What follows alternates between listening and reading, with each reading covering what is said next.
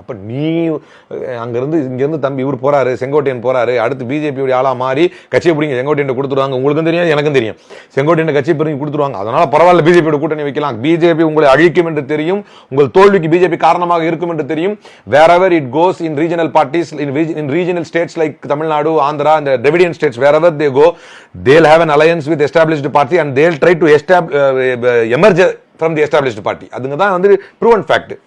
Established பார்ட்டியோட கூட்டணி வச்சு அவங்க எமர்ஜிங் பார்ட்டியா வருவாங்கன்னு எல்லாருக்குமே தெரியும்.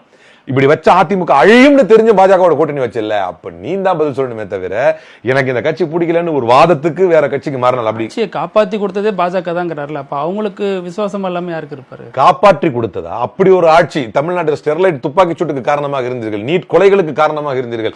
அந்த 4 ஆண்டு ஆட்சிகள் எப்படா இது முடியும்? எங்க பாஜகவை தமிழ்நாடு ஏத்துக்க மாட்டேங்குது. ஸ்டெர்லைட் நீட் இப்ப திமுக வந்து இதுல என்ன மாற்றம் கொண்டு வந்துருச்சு? ரெண்டுத்திலயும் மூடப்பட்ட ஸ்டெர்லைட் திறக்கப்பட்டு விட்டதா? இல்ல அந்த அதிகாரிகள் மீது என்ன நடவடிக்கை? இன்னும் அந்த கேள்வி தொக்கி நிக்குது இல்ல. மூடப்பட்டு மெயின் நடவடிக்கை என்பது கமிஷன் அறிக்கை வாங்கப்பட்டிருக்கிறது.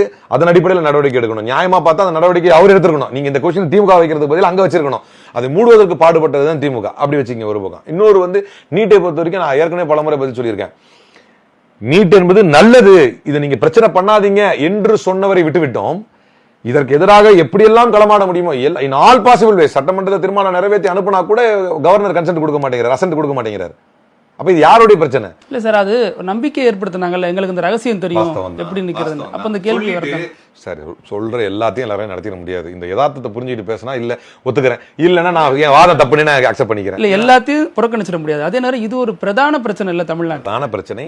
அதற்கான முயற்சி எடுத்தார்கள் இல்லையா? ரொம்ப சிம்பிள். ஆமா, அது எடுத்தாங்க. நீ அதை சரின்னு வாதிட்டு நீ எங்க அது தவறுதான், கேடுதான், அது என்னாலான இயன்ற எல்லா வகையிலும் முயற்சி எடுத்து பண்ணியும் கூட ஒருத்தர் எதிரியா ஒருத்தர் டஃப் பண்ணிட்டு இருக்கான், நீ அவனோட கூட்டணி வச்சுக்கிட்டு இருக்க. அகைன் திமுக பத்தி கேள்வி கேட்கிற, என்னங்க நயவஞ்சகத்தனை இது நடக்க விடாம ஒருத்தர் டஃப் பண்ணி அழுத்துறான். நீட் இருக்கும் ஒருத்தர் அழுத்திட்டு இருக்கான், வேணா வேணான்னு இவங்க அழுத்திட்டு இருக்கிறாங்க. நம்ம இப்படி வேணான்னு அழுத்ததான் இவன் ஒரு ரகசியம் இருக்குன்னு சொன்னால அதை இவனை நிறைவேற்ற முடியல பாருன்னு மக்களை இவனை அமலப்படுத்த முடியும். அப்படி நீங்க அழுத்திக்கிட்டே நீங்க பாருன்னா எப்படி நீதான் அழுத்துறீங்க? ஏன்னா இப்ப நீங்க அழுத்தாம விட்டீங்கன்னா நடந்துருமா இல்லையா? நீங்க ஒத்துட்டீங்கன்னா நடந்துரும். அப்படி நடந்துச்சுன்னா என்ன ஆயிடும்? திமுக பேர் ஆயிடும். அப்படி நடக்க கூட அழுத்துறது யார் அப்போ? அப்ப இதையும் அழுத்திக்கிட்டு அங்க பாரு அவன் சொன்னால நீக்கிடுவேன் முடிஞ்ச அவனால அப்படின்னு சொல்றதை விட ஒரு நயவஞ்சகத்தை இருக்க முடியுமா? இப்படி சொல்ற ஆட்களோட கூட்டணி வச்சிருக்கீங்களா? இப்ப நீங்க எவ்வளவு பேர் நயவஞ்சகர்களா இருப்பீங்க?